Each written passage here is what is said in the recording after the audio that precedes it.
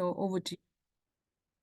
Hello, this is Elizabeth Clare Brewington, and I want to welcome you to Discover Brightside, a very newly formed network, a place where you can learn and get empowered with our amazing speakers. Today is our 5th annual Black Business Empowerment session, and I have some people that have given up very valuable time to be here, to be with us on this broadcast. So I'd like to introduce Colonel Donna Fore, who you have seen very often. She has been our sponsor for 2 decades, and I don't know if we could do anything without her. She has a fantastic military background, having served in the US Air Force, having served in 2, maybe 3 wars, and she is just incredible. She is with us on the 1st and 3rd Mondays of every month, and she brings and puts a lot of time into her presentations to educate us on how important insurance is and financial security, which will ultimately lead you into being financially free. So without further ado, our moderator for today and our speaker for today is Reginal Lyerly. Reginal Lyerly has also served with the U.S. Armed Forces, and he brings with us a wealth of experience. He is the Director of Marketing and Sales and soon to be anchor for our channel.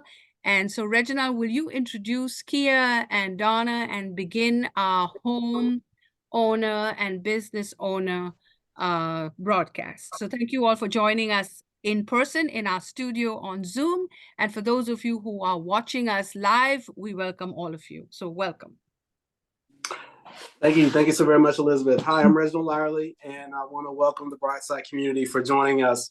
We got a tremendous empowerment seminar for you today. You're going to hear from a financial professional, a real estate professional, and also a mortgage loan officer. And for Black business empowerment and the state of finance, we want to make sure that people are better informed of what they need to know to be able to empower themselves, their families, their communities, and to leave things for their generations. So the first person I want to bring up to the stage is someone I've got a tremendous amount of respect for. She served a long time in the Air Force, and the thing about it is when you serve in uniform and you take that uniform off, service never ever really stops. You just do it in a different form. So I want to bring to the stage at this time someone that I have a huge amount of respect for, Donna L. Fore. Good afternoon, ma'am. How are you doing? Welcome. Thank you, Reg, and thank you for your service as well. And for those who haven't met Vandy Dargan yet, Vandy is also a veteran. So when she gets her chance to introduce herself, I hope that she'll mention her years of service and what she did. She's also married to a Marine, so she's the real deal. She served herself and she married a hardcore Marine named Antoine. They're a real power couple. You'll have to meet Antoine sometime too. So, and Vandy, if he's there, invite him to sit in with you because it would be great to see Antoine. I haven't seen him in a while. So what we're talking about today, and the reason why Claire designed this panel, I think it was really a great idea, is there are a lot of people right now that are struggling with what to do about buying a home because the interest rates have gotten a little bit higher than what we've been used to. Although if you bought a house back in the 90s, these rates probably seem like a bargain basement because a lot of us bought homes in the 80s and 90s with interest rates that were well into the double digits, including myself, but they are higher. So a lot of people are concerned about that. So we're going to provide a few ideas that you can either incorporate into your own lifestyle or maybe share with others or invite people to contact each one of us because we all have independent skills with what we're going to do today to add to that conversation. And we have Reg and Kia, both are vastly experienced with mortgages and property and being in the realty business. So they understand the back and forth with all that. And I'm here to provide more of a financial foundation. They're going to build the walls and the roof. I'm just going to set the foundation for what they're going to talk about because they know the real, details about how to, get ready for owning a home and how to go about the process of finding one and then how to get the right money in place to get the house funded and all that kind of good stuff. But now, Reg, did you want to introduce Kia, and then we'll come back around and start our own presentations? Was that the format you wanted to follow? That's perfectly fine. Thank you, Donna. And we definitely want to welcome Kia to the stage because she's an integral part in what we're doing in terms of empowering our community. She's a real estate professional. Oh, you're a huge part, Kia. I'm always going to say that. But you know what? You're A1 in the Triangle community. So perhaps I'm a little biased, but that's okay. She's been in the real estate game quite some time. She's helped a lot of families. She's got a spirit for helping others. And that's very important in what we do, because when you help families with something that's very important as getting into their first home or a second home or any other type of residence, you needed to have quality and caring professionals who are going to walk with their clients, be with their clients, and listen to their clients. And that's something very important indeed. So it's my pleasure to introduce Miss Kia Harrell. Good afternoon, ma'am. How are you? I'm doing great. And Claire, tell Elton I'm in a Toll Brothers community. So he may want to watch. I may show pictures of the golf course and the tennis courts. Yes. And the pickleball courts later. And these pools they got back here. Yeah, he wants you, Kia. He's decided that you're the it. So he's not here today, but I'll get him to watch the recording. Yes, he wants the Toll Brothers. So. No worries, no worries. Well, as they alluded to earlier, my name is Kia Harrell, and I am a professional networker that just happens to help people buy, sell, and rent real estate. And one of the pillars of my business is definitely an education piece. So what we're going to be doing today is just showing renters the A, B, and C's of renting versus owning. And we'll dive a little bit into that a little bit later. Thank you. Thank you so much, Kia. It's always good to have you here with the Brightside community. And I will let our community know what my role is for today's cast. I will be talking about the mortgage lending piece. I am a senior national mortgage loan officer for Capital Federal Credit Union out of Lubbock, Texas. We help families throughout the nation secure loans for different products, whether it's a conventional product or whether it's a government-backed product. But you will hear more about that later in the broadcast. Thank you.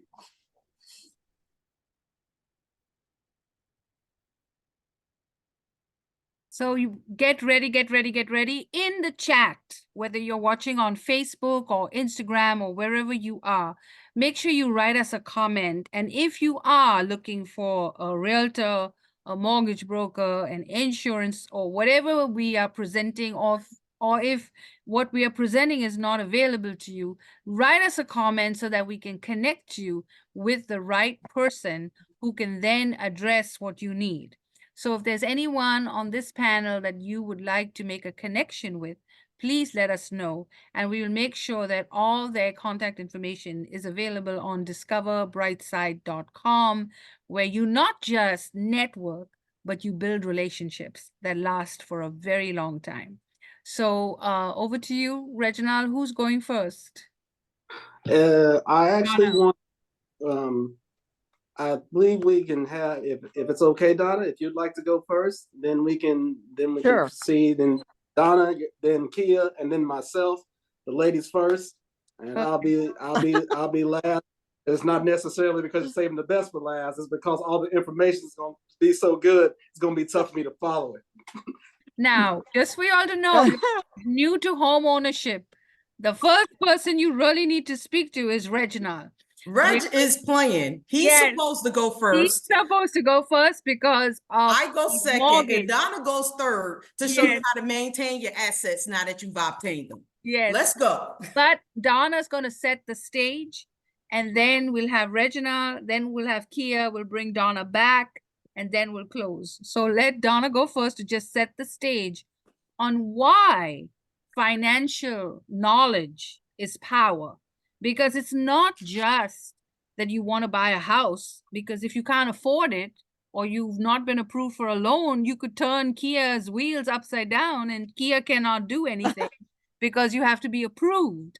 You cannot have finance if your credit is not in order, and you cannot feel secure about life. You'll wake up every morning wondering, who's going to pay for my funeral, who's going to leave things to my loved ones. So you need Donna, Fore, and every one of these three people to make it happen. And all these millionaire dreams, because we've been in all these presentations of how you can really explode. Yes, the Lord is blessing. He is blessing you. You will be whatever you're supposed to be. If you're meant to be a millionaire, it will happen. If God has willed it for you, nothing can stop it. So I'm an advocate for everything that is manifesting. But even the Bible says you got to be smart. You've got to be intelligent. You've got to watch your enemies. You've got to cast your net wide. Even Jesus told them on the boat, you've got to cast it in. So you need to be smart.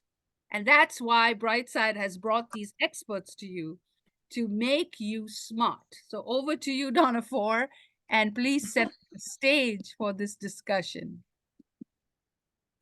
Absolutely. So thanks again for everybody for being here. And Rhonda, it's good to see you. It's been a while since I've seen you as well. You'll have to introduce your business as well when we go around the room. But most of you know me because we've all been in the same Zooms together or met each other in person. But I am Donna Fore. I'm a 30-year Air Force retiree. Last assignment was in the Pentagon, and I was in the building when it was attacked, so I survived by the blessings of God. But none of my dear friends didn't make it out. So I carry that sort of situation around in me, knowing that, I made it out, but none of my friends, paid the ultimate price. So, but that's just a little bit about me. I now have my own business with Mutual of Omaha. They're a very old company. They've been around since 1909. So it predates a lot of U.S. companies, but they are a U.S.-based company out of Omaha, Nebraska. So their name connotates where they're from. I chose them because I've been with another company before because I liked the fact that they had more financial products to offer than my previous company. Their rates were much, much lower. And I thought they had a more hands-on, cooperative relationship with their clients than I saw with other companies, where they generally cared about their clients and oftentimes would make a recommendation for another company's product if they thought it would benefit the individual more than theirs. So they're really a well-rounded company with the client. The client's needs are always first, not the company's. So I admire that a lot. And that's the way I run my business. If I find that there's another company out there with a much better, opportunity or product or price, I'll help my client get connected with that and make sure they get the right coverage. So I'd rather them be with the right product at the right price than work with my company where it's maybe not the perfect fit or the price isn't in their budget. So it's all about education. And I'm glad Kia mentioned that. I think a lot of what both Kia and myself and Reg do is educate people a lot about the opportunities out there to improve their finances, to get ready to make a major purchase or rent a property or buy a property or buy a home. It takes preparation. Anybody in here that was in the military knows we always had a lot of preparation before we did everything. And we had a plan A, a plan B, a plan C, a plan D. And we had backup plans for backup plans, right? Life is like that. In life, we have to have our own preparation for big things. We have to have a plan in place. You don't just go out one day. I mean, I guess you could. You call up Key and say, well, I know exactly where I want to live and I want the house to be this way. And as soon as you find that house, I'll plop down $1 million and make a deal out of it. I'm sure that'd be great. And Kia would love that. But it's more than that. You have to really find the right market you want to live in. You have to find the right person that'll find that property for you. You have to get the right finances in place. And it may take a few years before you build up that nest egg because you're going to have to put some money down before you buy a home. Most people know that. So, it doesn't happen overnight, and you have to have the right kind of loan. And you've got to have a guy like Reg, who's a mortgage lender, who understands matching you with the right kind of product to suit the kind of purchase you're going to make. So the way we're going to start the discussion today is with preparation. we're going to prepare ourselves to financially be strong enough to do that transaction, to look into buying a home or renting a home or buying some property. Maybe you don't need a home, but you want to buy a piece of property as an investment, because obviously owning land is typically a very good investment. But you have to prepare, right? One of the things you prepare is you start getting your financial house in order, right? What does that mean? Getting my financial house in order. You have to check on your FICO score, your credit score, right? If it's not where you want it to be, and typically, any kind of a financial institution likes to see something above 650 or 700 at a minimum to get a good conversation going, to get a good rate. If you're below those levels, then you might have to have a different kind of approach to your getting your land or your property or your home, right? You may have to settle for a different kind of loan than you wanted.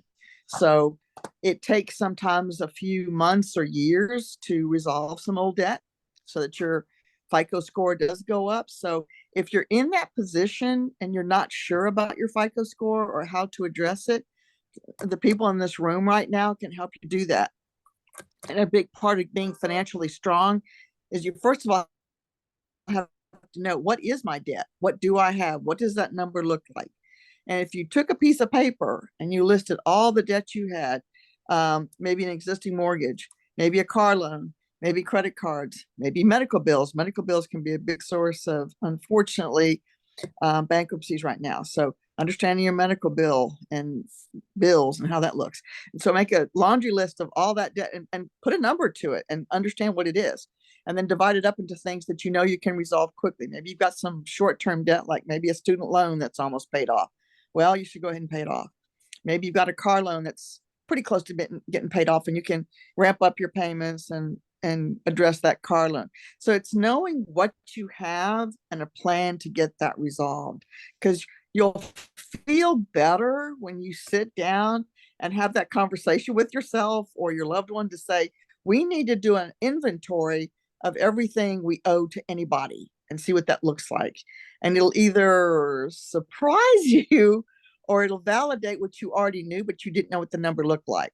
So get those facts and figures together. And if it takes a few weeks to get all the documents together, that's fine. But start that process now. Don't wait till it's an emergency and you suddenly are in a position where you need to sell your home or buy a home or make any major purchase. Even if you wanted to purchase a vehicle or anything that's any big asset's going to require this kind of conversation. So do it now versus waiting.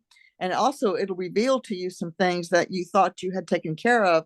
And then when you start doing your math, you realize, oh, I thought we paid off that credit card last year. Oh, there's still a little bit left on it. We've continued to use it. So don't leave anything out. Get everything out there and get it written down on a piece of paper where you can look at it and make it real.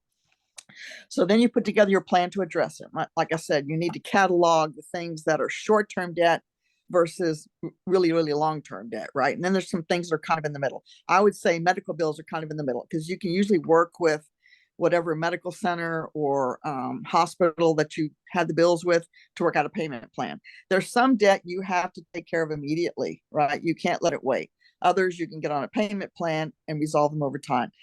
If you don't think you can, tackle the debt all at once, then work out a payment plan with whoever you're working with and see if you can spread out the payments.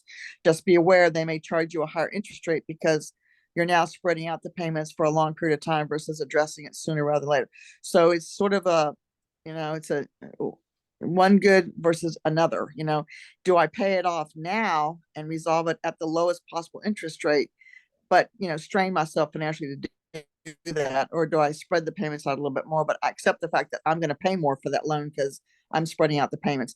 That's a real problem with car loans. A lot of people will take a 5, even 6-year car loan. I've heard there's some that are even longer, but all they're doing is adding more debt for a longer period of time with a sometimes a much worse interest rate. So be careful if someone offers you a long drawn out payment plan, because you're going to pay more over the long run. So it's a difficult conversation to have to kind of figure out, do I pay now or pay later? If I pay later, do I know what that number looks like? Because I'm adding more debt that I didn't have already.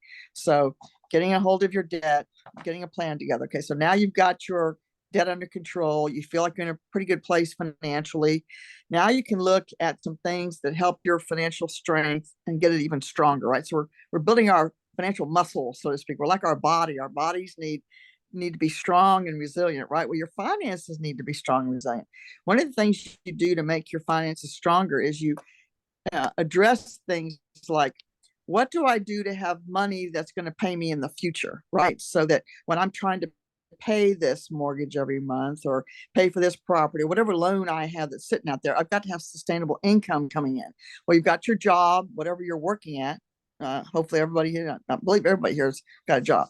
So, but what if that job is one that doesn't pay us a sustained amount every month? Sometimes, a lot of us here that work in, a sales job, sometimes your month is very good and you have a good return on your work. Other times it's a little less. So sometimes we have income coming in that's not reliable. So that makes our bill paying a little less. It's more of an unknown, right? Because we don't know how much money is coming in by the end of the month to pay all those bills that we still need to pay. So to address that, you need to have a backup plan, right? Now, one way to back up your traditional income is other sources of income. Now, that could mean you might take on another side job. You might have what a lot of people call a side hustle, right? And the hustle will make up for the fact that maybe your traditional income that came in was less than you expected, or you had some new bill. Typically, what happens to a lot of people, the most common things that happen that can derail someone's financial plan, and honest to God, it's medical bills. You get a big medical bill that you cannot pay. Your traditional medical insurance can only pay a portion of it, and the rest is left up to you to resolve with the medical facility. And you realize that you're way behind on your medical bills, right? So that can be a catastrophe for a family. So you have to have some other place to pull money from. So you can have a side hustle. You can pull money out of a savings account, obviously a traditional insurance like a savings account. You could cash in a certificate of deposit if you had taken one out years ago and it's out of surrender. Don't ever touch a CD if it's not out of surrender yet, right? Because you're going to pay a penalty if you do that. In some instances, you'll pay a very big surrender charge. So don't touch a financial instrument if it's going to penalize you, unless you're really in dire straits. Like, here's an example of what I saw happen to my clients during COVID. They all had 401ks or some kind of IRA, right? That's for people that don't have a company, they're self-employed, they have a self-employed plan, a SEP, right? Well, they dipped into their SEPs or their 401ks early. And of course, the IRS doesn't want you touching your retirement plans too early. You cannot touch your retirement plan without penalty until you're 59 and a half. If you didn't write that down. Because if you try and touch your 401k early, the government's going to penalize you. Plus, you'll pay taxes on it, right?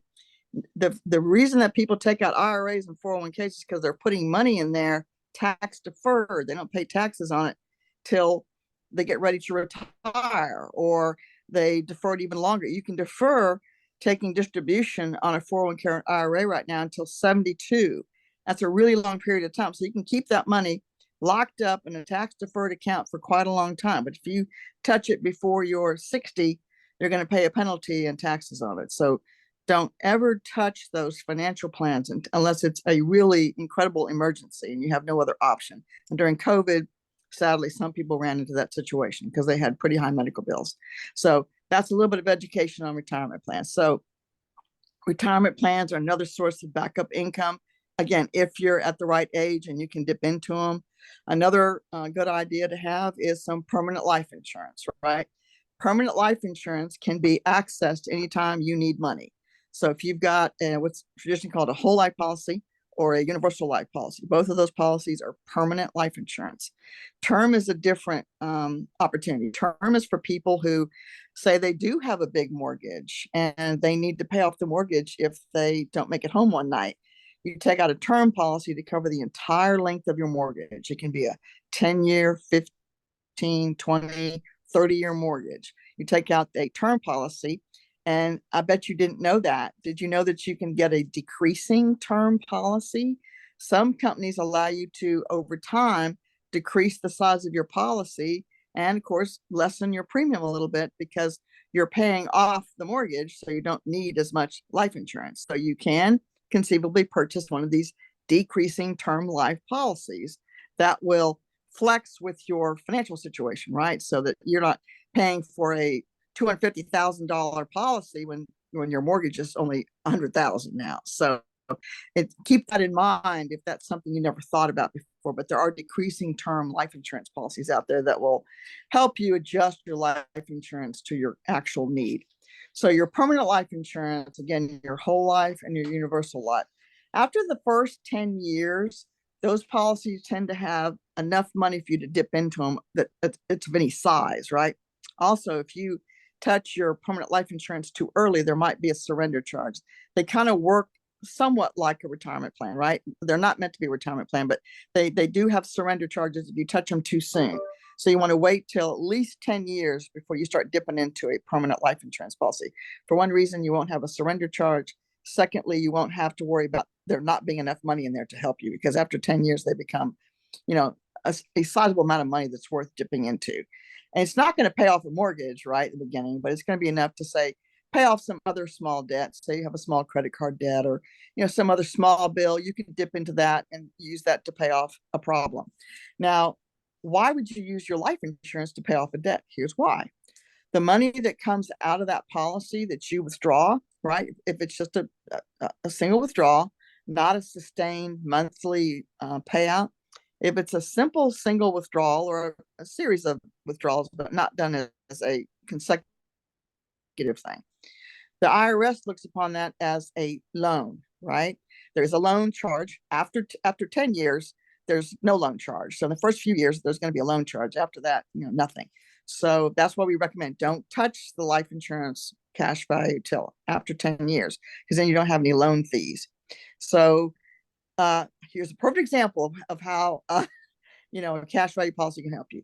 I live in an area where the power goes out constantly, so I needed a whole house generator to be able to survive in my own house, because the power would go out for days and days and days on end. So to get the whole house generator cost $10,000. Well, I didn't want to dip into all my other stuff because it was earmarked for other situations. So, but I had all this money sitting in my whole life policy. And I said, I'm going to use some of that money to buy the generator, and I can put the money back later. If you don't pay off if I took out the 10,000, I never paid it back. Oh, I did, but say I didn't. All that happens is you got a $50,000 policy. You took out 10,000. When your family gets the payout because you've gone to heaven, it's a $40,000 payout, tax-free payout, right? Now, the money I withdrew was also tax-free. I didn't pay a dime of any money to Uncle Sam because I took money out of my life insurance policy, because it's a life insurance policy, right? It's not a bank account. It's not an IRA. It's not a 401k. So the rules surrounding the growth of cash value inside of a life insurance policy are different than what you have in a traditional bank account. All the money inside the policy is tax-free, whether you take a loan out or whether something, God forbid, happens to you and your family gets a payout. It's all tax-free money. And here's the third thing I want to share. So we talked about preparation. If you're making a list of what we talked about today, preparation of your finances, getting your financial house in order. We talked about knowing your FICO score, knowing what kind of debt you have, and then putting a plan together to address as much of that debt as you can. Some of it you can't pay off right away. You just have to accept that. Second thing we talked about is using life insurance to supplement income when you need to either just get over some hurdles, right? Because maybe your income is not as steady as you like it to be, or it's not enough to cover all your bills. From time to time, you can take money out of your permanent life insurance policy, tax-free, to take care of some kind of problem. The third thing I'm going to talk to you about, and this is kind of radical, right? Did you know that your life insurance policy can be collateral for your potential mortgage or whatever kind of loan you're taking out? Yes, some particular, and Reg can back me up, some particular mortgage lenders or banks, whatever institution you're using to get your loan for whether it's your expensive car or your house, whatever you're going to purchase, right, will treat the money inside of your life insurance policy as collateral. In other words, they know you have that money sitting in there, and they know that could help increase your net worth because you've got tax-free money sitting inside. So they regard it like it's another IRA that you own, or a 401k, which is an asset, right? So does everybody know what an asset means? An asset's something tangible, which is of value to you, right? It's got monetary value to it. So some lenders, some banks will look at your cash value as an asset, and they'll say, you're actually able to qualify for a better loan because you've got $75,000 of money inside your cash value life insurance policy. And we consider that to be collateral. So that gives you a better rate. I bet you didn't know that, right? So it's important to understand the value of life insurance from the standpoint of covering your debt. What your family will get a big payout that's tax-free if something happens to you, and it can potentially pay off your mortgage. You can get a decreasing term life insurance policy to cover your mortgage and then decrease the coverage as you pay down your debt.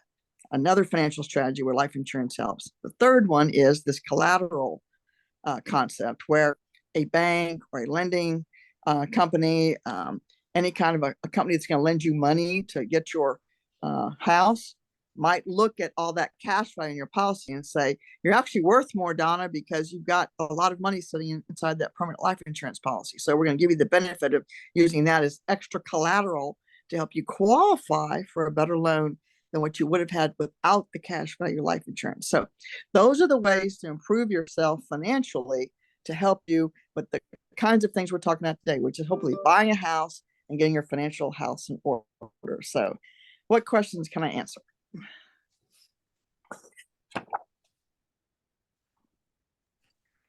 Hey, Donna, I do have one. How often Yes.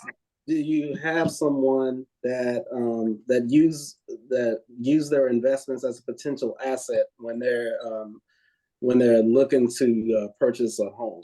Have you ever had that experience with any of your clients? Well, oftentimes they don't tell me they're going to buy a home. Sometimes I find out after the fact, but I always tell people if they're in the market to buy something big like a home or a property or even a vacation cottage, right? I'll say, don't forget you've got all this money sitting in your permanent life insurance policy. If the lending institution doesn't ask you if you have it, you tell them, hey, I've got 100,000 sitting in this life insurance policy. It's all tax-free money. Will that help me? Sure, it will. Most of them will treat that as collateral. At least that's been my experience, right? Now, you actually lend money, right? So have you ever used this concept of the life insurance as collateral for people? I have had that conversation with some clients that I've had. That's the reason I bring it up, because yeah, I'm in mortgage lending, but I'm also consulting, and of course yourself as an insurance professional that deals with investments on a regular basis. And so this helps me in the mortgage lending industry to be better educated on how to advise my clients that, hey, this is an option in case you didn't know. So I'm glad that you brought that up. That's very good. You're welcome. That's what I'm here for. Education, just like Kia and you always say, educate them, Donna, educate them, Donna. That's what I'm doing. Well, I most certainly say that you brought it, and we thank you for that, Donna. Thank you so very much. I guess it is my turn to talk about the mortgage lending piece. So I'll go ahead and do that. Unless there's any more questions for Donna. If so, you can put them in the chat. You can reach out. I'm pretty sure we're all going to put our contact information before our broadcast is over with.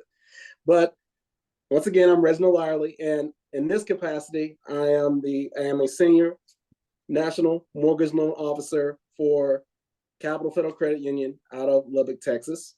We serve all 50 states, and I'm just going to talk about the basics of mortgage lending. 5 quick slides. Just basic things for the home buyer. I am going to share my screen, and to make sure that I got the slides together, I came up with 5 basic slides just to keep us on track.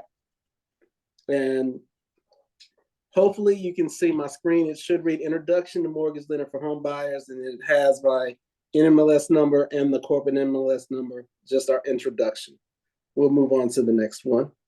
The 3 things I just want to briefly share with you, and this is just most common things, is just how your credit score is calculated, the different types of loans, and if you're looking to buy a home, well, the most common documents that are going to be needed.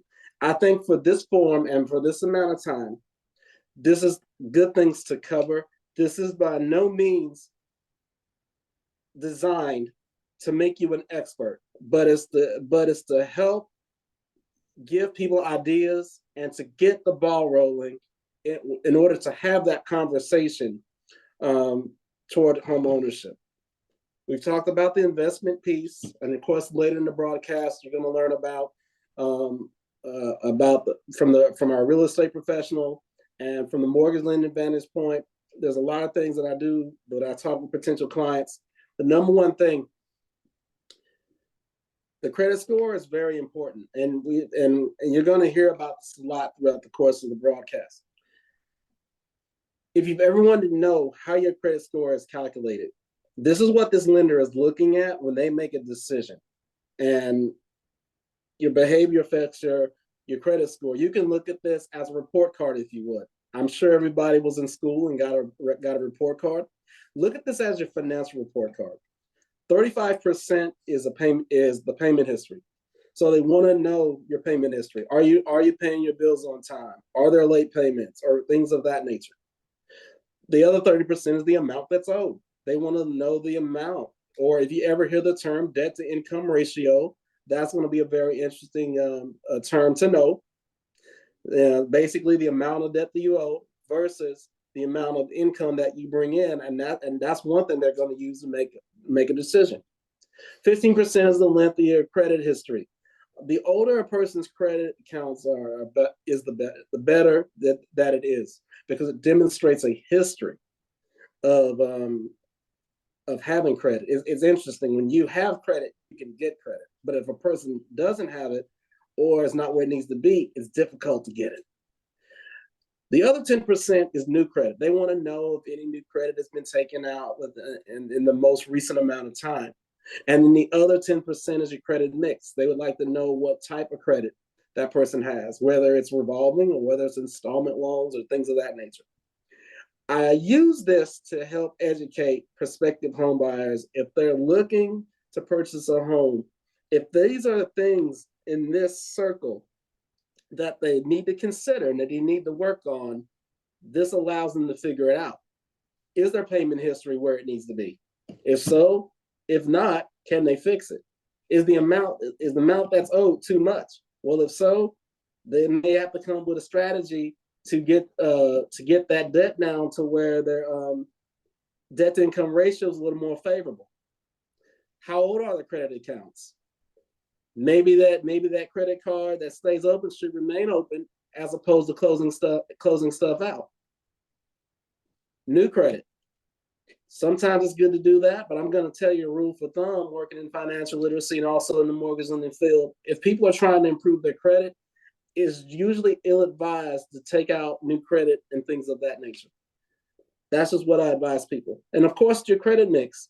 I mean, every situation is different, but you have to get started by having that clear and honest conversation on what it takes to fix this before you can ever have the conversation to want to purchase a home.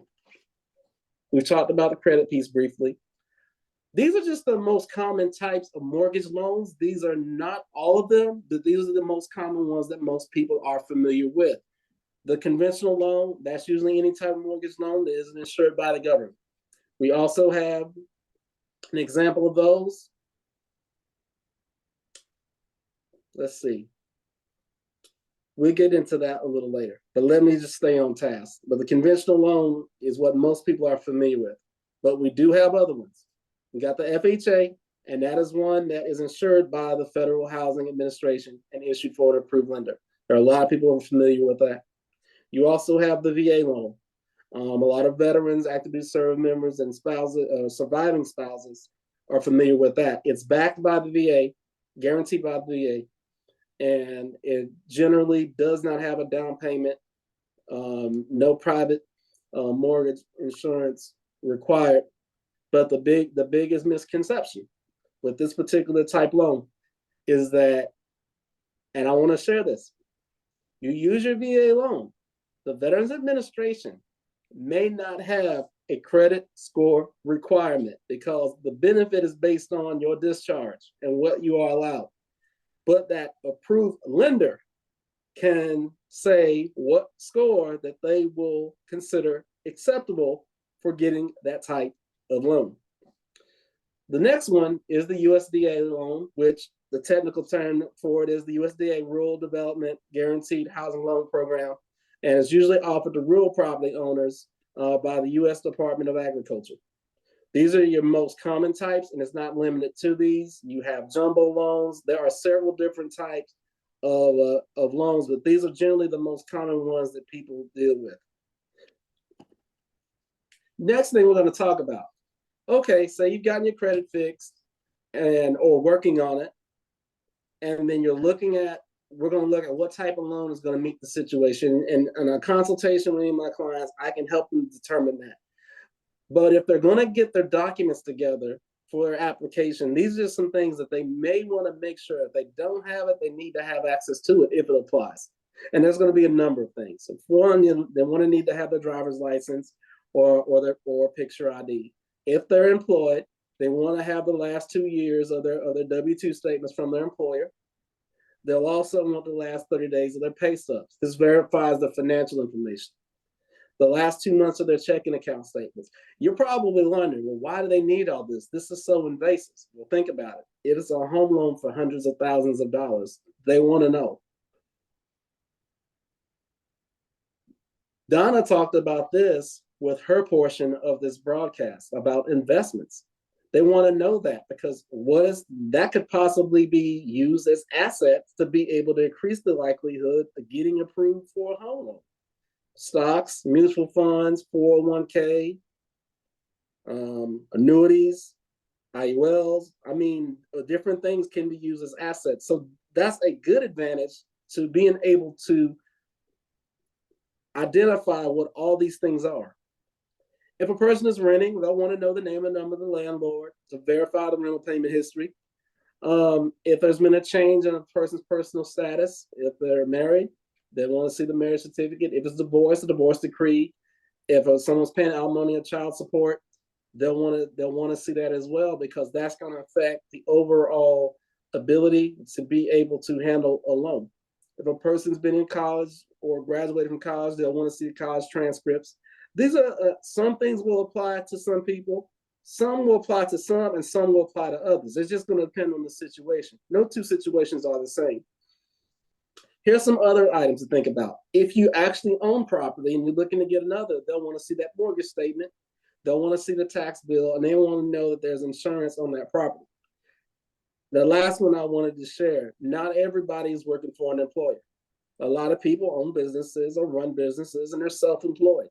So a lot of times they're going to look at the last 12 months of the business tax returns as well as the personal tax returns.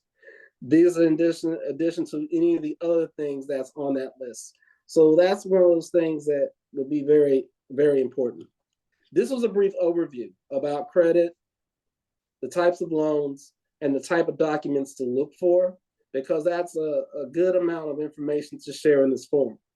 But I do individual consultations. It doesn't matter what state that person resides in. I can help with any of them. You can take a screenshot of this if you want. This is my identifying information with my NMLS number, the financial institution I represent, my phone number, and my email, and they all work, and you're welcome to contact me at any time. Thank you so much. You've heard Donna, you've heard myself. So she started, I'm in the middle. We're gonna hand it over to our great real estate professional, Kia. And as you see, got the time, listen to you, good stuff. And we're gonna turn things over to you unless Elizabeth has something to share.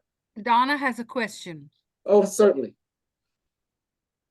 So, and I'm asking this because of my own personal situation, but if someone's been widowed, right, and the original mortgage and loan and all the other financial documentation they would need for some kind of a sale or a purchase still has the deceased person's name on it, will that be a problem at the time that you're going forward? Should they try and get everything put? Because I tried to get the mortgage that I'm on with my husband removed from the mortgage and was informed by the company that the only way they would do that is if I took out a brand new loan, which the loans right now are terrible, right?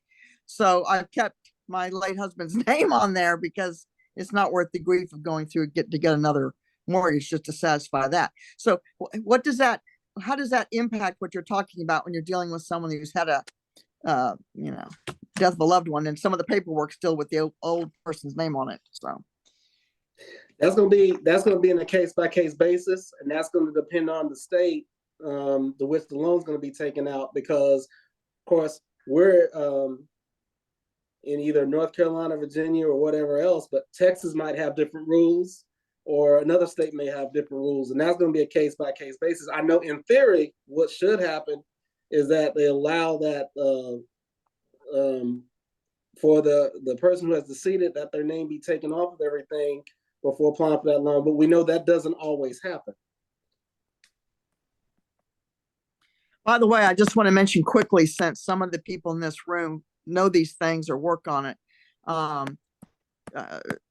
My husband, unfortunately, didn't have a will. So his estate was probated, not done the traditional way. I mean, every estate in Virginia goes through probate. It doesn't, you can't escape it, but it's a lot easier process if you have a will. So I encourage anybody that's on this event today, and when this recording goes out, you really need to have a basic will. It doesn't cost that much. A good lawyer can put together a basic plan for a couple or a family for about $200 to $300, depending on, you know, the kinds of stuff you own and all the different kind of things you need to delineate to your loved ones. But it's not as expensive as people think. And that $200 or $300 for the will, do you know how much I paid to probate my husband's estate in the state of Virginia? How much, Donna? $2,000. So for the sake of a $200 will, I had to spend $2,000 with my county to probate his estate. So please do not overlook this. Anyway, thanks. Thank you. Thank you. That's a very good point you made. Very good point. Thank you. Because that's part of this as well, because that empowers families too. And you can definitely contact Reginal about that too. And I think he can navigate you on how to get a will done. And you're right, that $200 can save you a $2,000. And also, not just that, when you're grieving for someone you love, the time you're grieving, and then you have all these other things that you have to deal with. You know, sometimes you can't even bury someone you love in peace because of all these financial problems and will problems and probate problems. So get that straightened out early. One of the things that I have done is I have a binder now with everything in order, so that if anything happens to me or to Elton, it's not going to be difficult for people to find out. I've even got a diary of all my passwords to Facebook, LinkedIn, so somebody can just walk in and take over the Brightside business. If anything happens, they can run it. Everything is in order. And I think it's important, because if you love people as much as you say you do, I love you back, I love you more. If you're one of those who's loving, you better have a will. You better have insurance, and you better have something to leave behind. And do not leave a big fat mess, because then all that I love you more, I love you back, all that matters. And it's prove it. And how you prove it is by listening to what we are presenting today. Okay, so over to our next speaker, Reginal. I'm going to let you introduce Kia. And yes, we're so excited to see Kia. All right. This has been great, and we hope you've enjoyed being with us and learning valuable information that you can use in order to enhance your financial readiness. It is my honor and privilege to introduce our real estate professional for today's broadcast. Take it away, Kia. Hello, everybody. Again, my name is Kia, and I am a realtor with eXp Realty, and I have the pleasure, the privilege, and the honor of going behind these two great folks. I mean, Donna, golly, man, how can you compete with that? And Reginal, he's a duke of a whole lot of trades, okay? We just want to make sure everybody knows that he's a definite go-to for a lot of things, so he's a great resource. And then you get little old me following up. Today I'm going to do a little presentation on just home buying 101. It's not going to be anything too great, but we want to put out some basic information out there for you guys. Can everybody see my screen? Yes. All right, awesome. So you have now stepped into Home Buying 101 presented by me. I'm an realtor with eXp Realty. And the topic today really is going to be, is owning right for you? A comparison of owning versus renting, the do's and don'ts of buying your first home, and steps so that you can get started today. We've already heard some great things from my previous presenters as far as getting your financing ready, working on credit so that you can become loan eligible. And so we want to make sure that you leave here today with some positive steps in the right direction to accomplish your dream of home ownership. All right. This quote I use in all of my presentations because it's important. The move you are afraid to make could be the one that changes everything. And you have to understand, when you decide to go from renting to owning, there's a mindset change that occurs. If you want to rent, then stay with that renter's mentality where I call a maintenance man, he comes and he fixes it and everything is all good. If in fact you want to say, I want to paint the walls a different color, then guess what? Your mindset is sort of tipping to being an owner because you want control over what goes on in the home that you have taken off your boots and decided to call home. All right. So is owning right for you? Let's talk about advantages and disadvantages. On the left of my screen, advantages for owning are an opportunity to build equity, gain a sense of community, be able to decorate and landscape freely however you want. You're not dependent on a landlord. And of course, there's potential tax benefits. And Donna talked about this a little bit earlier. But with renting, there's little to no responsibility for maintenance. And it's easier and quicker for you to relocate. But the disadvantages of owning is you're responsible for all of those maintenance things, the property taxes, anything that needs to be repaired, and you have less mobility because you can't just pick up a home and just take it all over to another spot. You can't just do that.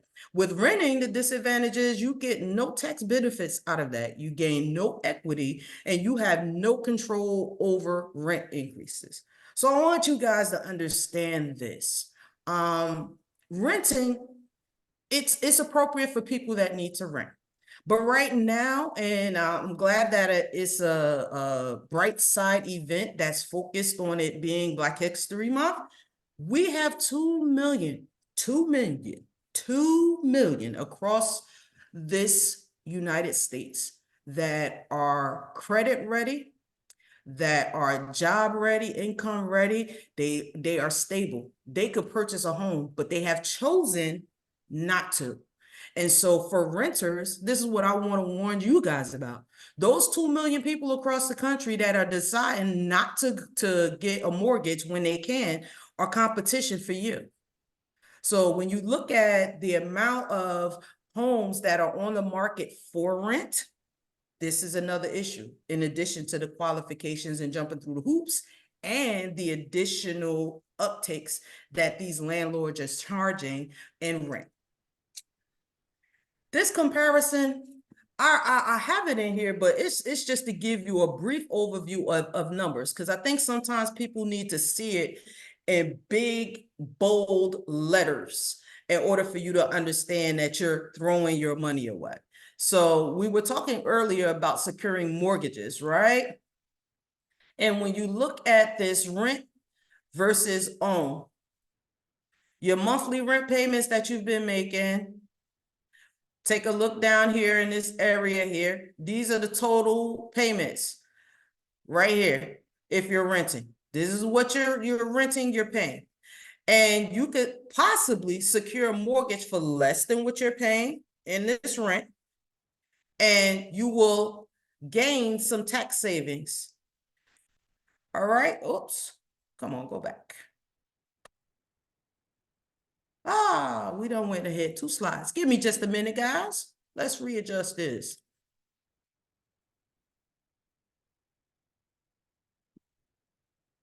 There we go.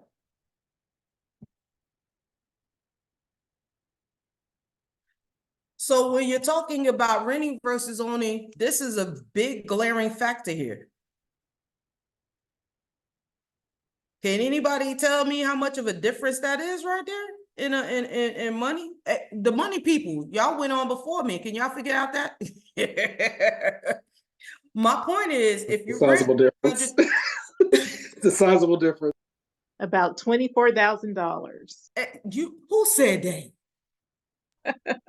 I love it. So when you're looking at the savings summary down here, you listen. If you listen to Donna's presentation, she was showing you how to look at your assets as just that, assets. So if you're renting this $120,000 that you're just giving to somebody, if you own, you get some tax savings, you get some investment, you get some appreciation. All of this is going to be something that you could possibly leave to your loved ones when that time comes. We all got to go. All right. So this is the thing that I want you guys to key on. Technically speaking, it makes sense for you to own. But again, unless you have a mindset shift, you're not even going to get all of that math that they just figured out for y'all. So 5 signs you're ready to be a homeowner. You have enough money for down payment. And I want y'all to understand there's not a requirement that you have 20%. If you're a first-time home buyer, that's not a requirement for you. 20% now really refers to investors who are looking to buy a second home. Okay, or an investment product, and the FHA has actually a new one for them as well, where it's not going to be a 20% down payment. So look at this scenario. If I was renting a place, and let's just say I was renting a place and it was $1,000 a month. We're gonna use easy numbers. It's $1,000 a month for rent. It's $1,000 for the security deposit, but maybe I had a little credit issue, so I got to pay a double deposit. That's $3,000. I could take that, technically speaking, if I was ready, right? I could take that $3,000 and apply that $3,000 to a home that was $150,000 and own. Did y'all just hear that? This is the beauty of these numbers. The second step is you are prepared to take care of a home. Right? If you like to go to Home Depot on the weekends and go to those little classes, then you're ready to become a homeowner. If you're tired of throwing money away on rent, then guess what? You're ready to be a homeowner.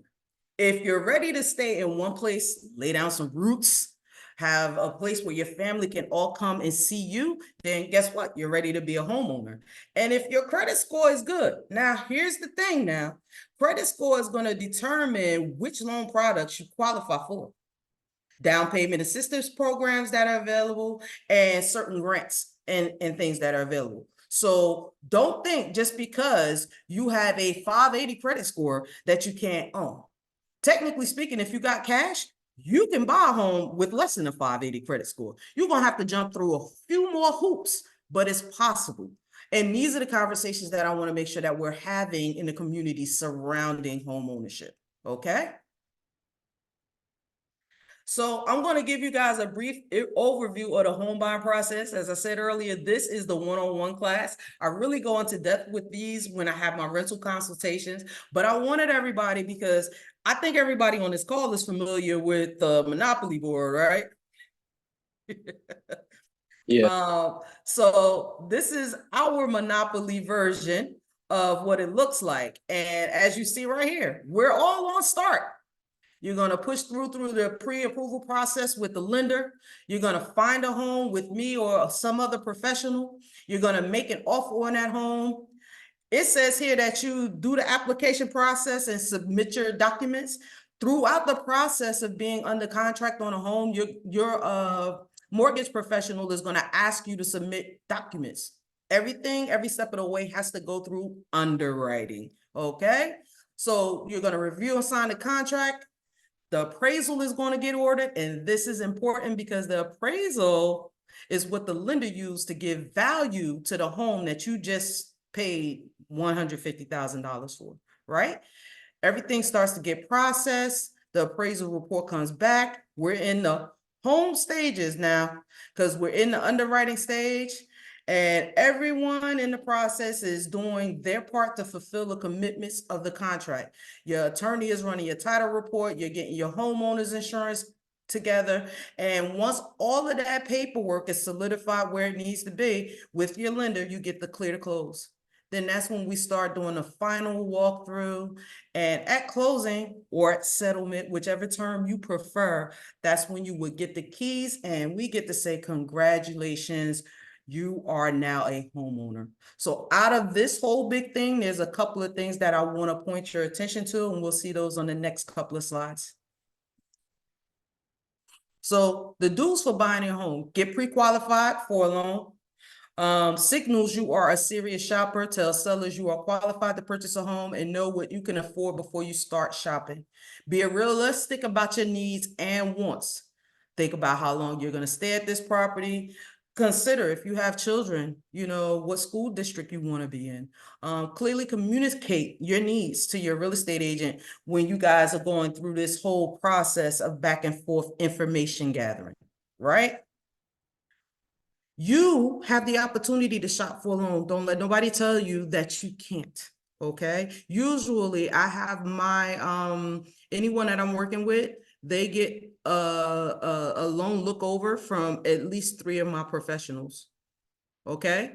The key is you want to make sure that this is done within a 30 to 45 day period.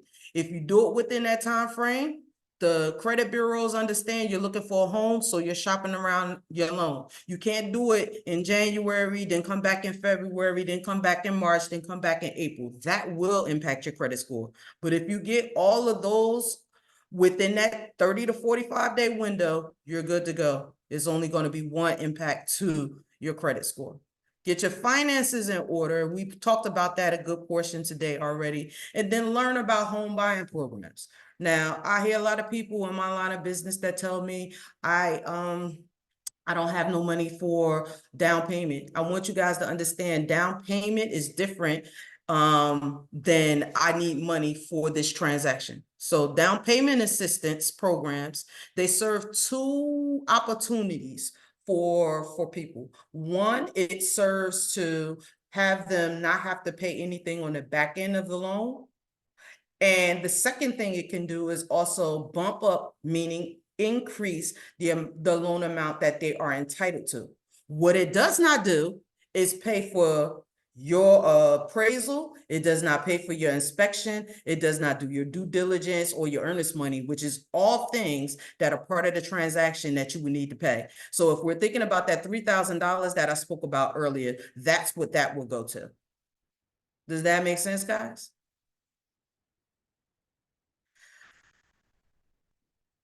The dues of buying your first home: use a real estate agent. It's a whole bunch more stuff on that slide. Use a real estate agent. Make sure you hire a home inspector so that you can protect yourself. Make sure that all the systems in your home are working accordingly so that once you move in, you don't have any major things that you need to do. Make sure that you hire a real estate attorney. I'm in North Carolina. North Carolina is an attorney state. Other states are title states. So here we have an attorney that holds all monies in escrow and receives the money on behalf of the buyer and seller and disperses it accordingly, right? And another good thing, and this is something that we use to negotiate, request the seller paid home warranty. That way you get from them that they're giving you this home in good condition and they're backing it up by giving you a warranty to boot. Now, here's some don'ts. Don't rush. I mean, move within reason, but you don't have to rush. Take your time finding the perfect home. And the reality is, again, here's where it comes to mindset. There's not necessarily always going to be the perfect home. It might be the perfect home in the wrong location. So we have to be at a level where we can say, okay, I like this, I like this, I like this, I don't like this, but I can live with all of that. So that's a conversation that you'll have with your real estate agent. Don't negotiate contracts without your real estate agent. Make sure when you're going to visit, and this is for people, just a tip for people going out there, because there's so much going on with payments for buyer's agents right now. If in fact you guys decide you want to go visit a new home community, like I'm in one today, if you go and you don't take your agent, please make sure anything that you sign, you tell them that you have an agent. Because what happens is when your agent comes back and is trying to work on your behalf, now they're saying, no, you weren't here and you're not going to get paid. And I'm going to be looking at you to pay my bill. The next thing would be, don't buy more than you can afford to pay on what your current salary is. You know, base it on what you're doing now, not the promotion you think you're going to get. Don't underestimate the power of competing buyers. I've got three clients right now that I've been trying to get them in a home since December because I did not want to face the spring or the summer market because there's going to be more competition. They didn't listen. So guess what? Now homes, the prices are starting to shoot up a little bit and there's more competition. So it's going to be an interesting ride. When I told them this in October, November, December, let's get ready before the spring market. So be conscious of that. Don't be afraid to ask questions. Don't feel pressured to make a decision if you're not comfortable.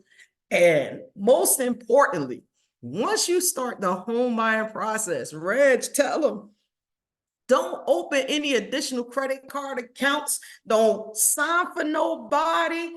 Don't start doing crazy stuff.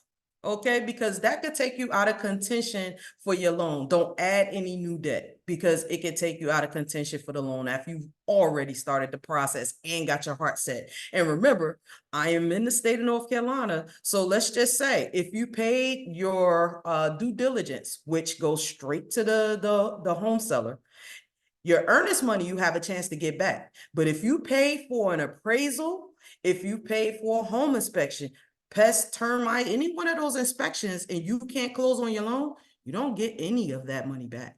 So let's be conscious of these things, okay? All right. So as we get ready to close, again, find the right real estate agent, check the credit score, get pre-approved for a loan, figure how much you can spend, go house hunting, make a fair offer, schedule a home inspection, close the sale, and move in. And those are basically the 8 major steps of the home buying process. I've got a video that sums it up. Check it out.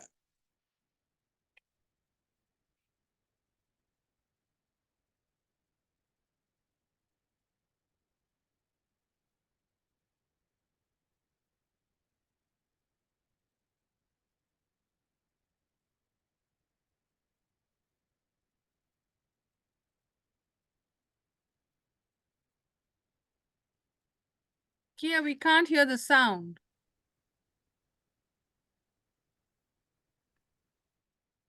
No worries. It's only like 90 seconds, I think. My apologies about the sound.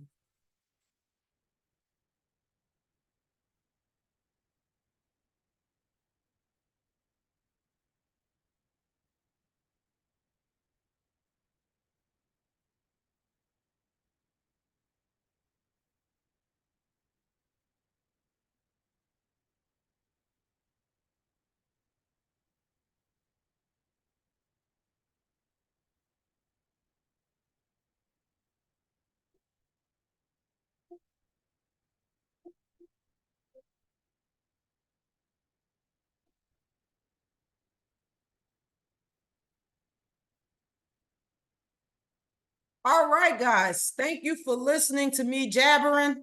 If you want to contact me, there's my QR code. Scan that and it will give you all of my details and we can schedule a consultation today. I will take any questions.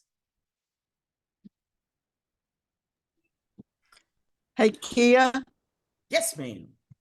So what happens if one of the parties has some kind of personal issue come up, right? Say they've been working with the buyers, been working with the lender, and you got the right people all lined up to do everything, and then suddenly something personal happens. How do they resolve that if they're in the process of buying? Can one or both parties bow out at some point if some catastrophe happens? Okay, so it first and foremost, it depends on what it is. Some things are just a little blip and it's easily fixable. The second thing is I want to caution people, whenever you start the home buying process, a lot of times people they start with Credit Karma. They start looking at this and that, whatever those little personal apps that you use. And don't get me wrong, those are great, but they serve two purposes. The first purpose they serve is to tell you what you got on your credit, right? The second thing they do is report you to your creditors. So I'll give you an example. I had a client, I still have that client. We haven't closed on a home yet. I have a client, we had the first contract in, boom, everything's going great, but that house wasn't going to be the house for her because there was some other stuff going on. When we went to go put in the offer for the second home, something came up and her FICO score dipped. So technically speaking, we would have had to wait 6 months, but we got a rapid rescore for her. So we didn't have to wait that long. She's just taking a long process, but we didn't have to wait that long. So if it's something as small as that, it's manageable. But I always want to tell people, yes, we want to make sure that we have some money saved. We want to be budget conscious. But we also want to make sure that if we need to go take care of something because something did come up, that we have a little bit in the kitty for that. Because what you don't want to do, and this is the thing now, I think everyone needs to understand, when you sign on the dotted line on a contract, they're expecting you to execute. And if you're going through doing all of those things, if you can't perform at the end, you don't get none of that money back. The only thing in the state of North Carolina that you have a shot at getting back is earnest money. And both parties have to agree to that in order for you to get that.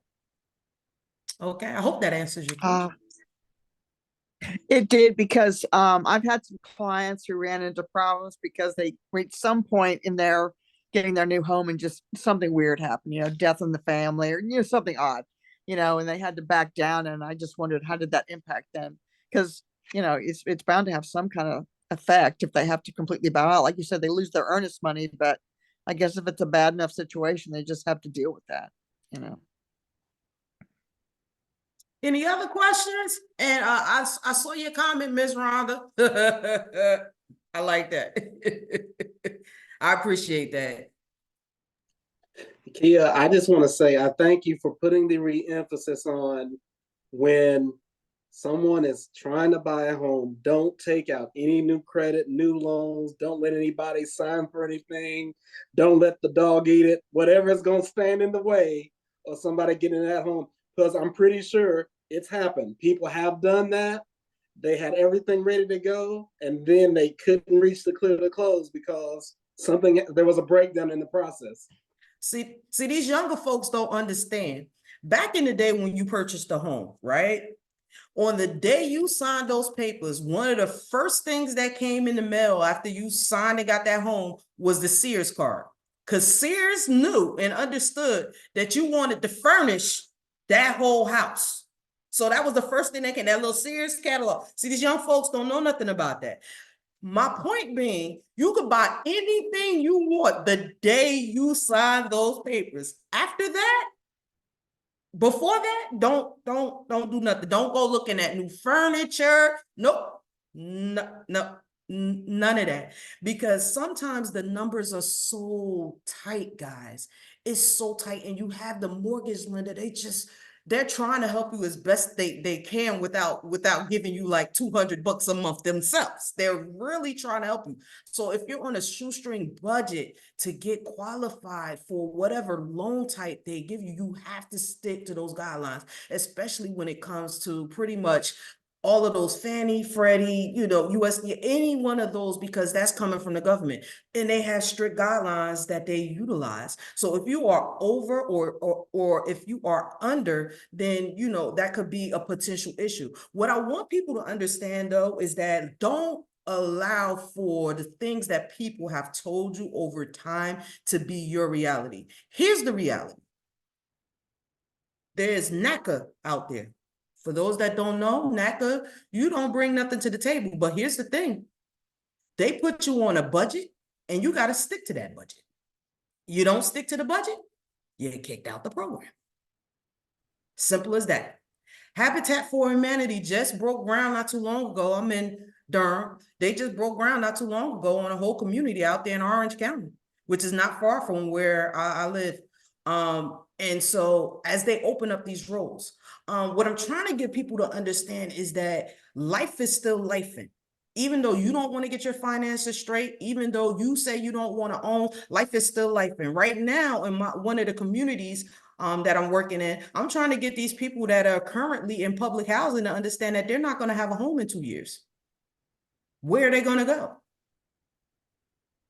So if you don't start getting your credit together now, because if you're going to continue renting, you have to go through an application process. People are thinking that if you have Section 8, you don't have to go through a application process. Yes, you do. This is not up north. Up north, they don't care.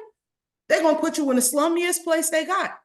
But you got Section 8, they're going to give you a place to stay. But down here, it's less inventory, and people still are going to run all of those different things as if the Section 8 didn't exist or the housing voucher didn't exist. So these are the things I'm trying to get people to understand. You may not choose to buy today, but at least start taking some of the information from Reginal, start taking some of the information from Donna to make an impact on your life so you can make an impact on the other people that you're responsible for. Because the reality of the situation is, you know, things happen, life goes on. And like I said, in 2 years, maybe 3, they're going to level that housing community. And where are these people going to go? That's right. Get Yeah, stuff in so order. Hey, But Kia, again, let me get off my soapbox. Thank you, everybody, for listening. That was a thank you so great much, Kia. presentation. Yeah, go ahead, Donna. so, I understand with first-time buyers, they may be really scrutinized hard because they don't have much track record with buying something that big. Is it easier for someone who's owned a lot of homes and managed their money well to qualify for a bigger loan? Or is it just as hard, but they just may have an easier path to? I'm just wondering, for first-time buyers versus, say, someone like myself, I'm over 60, right? I may be purchasing a home or something. Yeah, am I going to get just as much scrutiny or not? So the scrutiny comes either way because it's going to be, by those numbers. The thing that you have working for you is that your mindset, you already know what to expect. With first-time home buyers, they're like, well, why are they asking me for this? Like, I have a client now, and he's like, well, I gave them my pay stubs already. Man, that was December. We're in February. They want your pay stubs. Yeah. Like, so those are the things that you need to understand, is that certain paperwork is going to be part of the process. But again, like you said, you're going to have assets that you can utilize that they probably didn't even think about. That's why they ask you, hey, bring all your financial documents. And if you're like my stepmom, they went to settle the affairs on their house, and she came with some extra bank accounts my dad did not know about. Yeah. Well, Rhonda has a question. Rhonda Keaton has a question. Go Yes, ahead. ma'am, Miss Rhonda. Yes, ma'am. Thank you, Miss Kia. Thank you, Claire. I have one quick question for you. So for the NACA program, which I'm aware of, and for Habitat for Humanity, which everyone knows about, is it my understanding, and correct me if I'm wrong, those properties, do the families own them or no? Meaning they can sell it. So there's a certain amount of time Okay. that they have to, because you were given, technically speaking, certain grants in order to get those homes. So Correct. with North Carolina Housing Finance Agency, there's a limit to how long they have to own that home. If in fact they decide to sell before the maturation of that, then they are assessed a penalty for that, and they have to pay that back. Okay. So if something happens during that period of time, is the property willable or able to be given to someone in the family? So in regards to being willable, or in regards to the family or something like that, those are things that you really need to check with the current guidelines of the family, of the program. And the reason why I say that is because, again, it comes down to how long you've had the home. Because the whole point of NACA is, well, let's talk specifically about NACA. The whole point of NACA is that they put people that are going to be in that home for the rest of their life.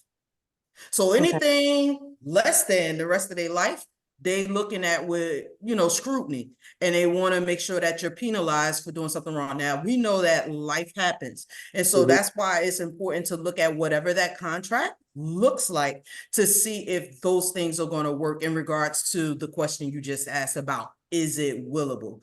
I would say take whatever that paperwork is and have an attorney look over it so that you would know what your options are. Because of course, just like any other asset, whether you got it from NACA or not, you want to be able to leave it to your loved ones. So you need to know what's the payoff. Like when my grandmother passed, one of the things that she had in place that my brother-in-law was already aware of, he knew there was going to be some things that he needed to pay, and he was okay with that. So I think bringing awareness around that, having a conversation with your family member, and then going forward with a plan after you've talked to an attorney is going to be the best course of action.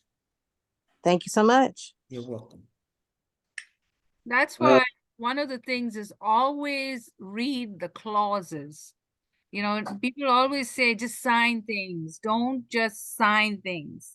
I've been going through a lot of paperwork now, and I realize that some of the information is voluntary. And they write that in a clause like, you know, you are volunteering this information. And now if you notice, everywhere you go to the bank, they're going to say, please read our new privacy statements, because everyone now is changing the privacy statements. Previously, HIPAA used to protect you, so people can't transfer your contacts to somebody else. But now with the new privacy statements, they're making you waive that right, so they can pass off your information to everybody. And as many of you know, I get very, very angry with people who take my contacts, give it to other people. Because when you have a contact for a specific reason, you need to keep it within that reason. You don't give away other people's contacts. It goes against HIPAA. So you have to be careful with all these little things that you're reading now, privacy statements, privacy practices, because they are making you waive your rights. And if you've not read the contract, so it's things like willable properties and things like that, you need to read the fine print before you sign it. And sometimes you feel like, oh, well, you know, if I don't sign it, then they won't approve me. That's not true, because you can get your lawyer to come in and intervene, and you can get your rights back. So I've done that on a couple of contracts, and I'm able to get my rights back. So don't think that if I don't sign it, yes, it may delay the process. You may not go as fast as you want, but you can get your rights back. By law, you're protected. So I just needed to say that. You know, a lot of lawyer, sorry. you know, on hand. Even if you're applying for a free program or a grant, it's better to have a lawyer on hand. And talk to Reginal about that. Yeah. A lot of institutions will rely heavily on that time sensitivity to pressure customers, but that's not always a good thing, because there's an old adage, and I used to hear this. They used to say, what you don't know won't hurt you. That is not true when it comes to the area of finance or anything administrative. Read the fine print, know what you're reading, know what you're signing, because you could be saving yourself a lot of money. You could be costing yourself a lot of money down the line, depending on what it is. Yes. I find it interesting that you mentioned HIPAA when we give our rights away for that all the time, and people every don't time know you it. sign a contract, you're giving away your rights. But if you don't ask the question, no, and say, look, I want to be private, I want my privacy, they will grant it to you. Right. But if you I but if understand you're just that. like in a hurry to sign everything off, that's up to you then. Now, No. yes, it's going to delay the process. They're not going to approve you. It's going to go through a yada process. But you can keep your rights, because think about it. Like, you know, if I give away my contacts and then the contacts are calling me to say, how dare you give my contact? I was only here for Brightside. So, you know, you have to be careful with people and how you use their contacts. It's a private matter. You've got to protect it, because people trust you for giving their information, and you need to keep it that way. So anyway, so that was just an example. So yes, so anything is willable and all that, but don't define prints, because it'll tell you where you stand on. And to your point, all of us in some way or another are trusted with some type of sensitive information, Yes. and being able to protect that to the best of our ability is definitely fundamental, especially when they're trying to buy a home, or especially if they're trying to get their financial health in shape in order to be able to leave something in their family. And of course, to be able to sit in, of course, the realtor's office and want to and get excited about buying a home or going to that open house and seeing that dream home that makes their face light up, and it's got everything that they need, and we just making sure their info is protected, they provide us, is so important, because we don't want to stand in the way of anybody's dreams or purposes because things were not followed. Yes. And the bank wants to give you the mortgage. Let me tell you, many people think that, because I've got whatever, the bank wants to give you that mortgage because they make money on the interest on the loan. Why would they want you not to have it? So you are in power as the buyer. You are in complete power. They want you. The person who's selling the house wants you. Many times you'll find the seller of the house will help you with your credit, will help you get that loan because they want to sell the house to you.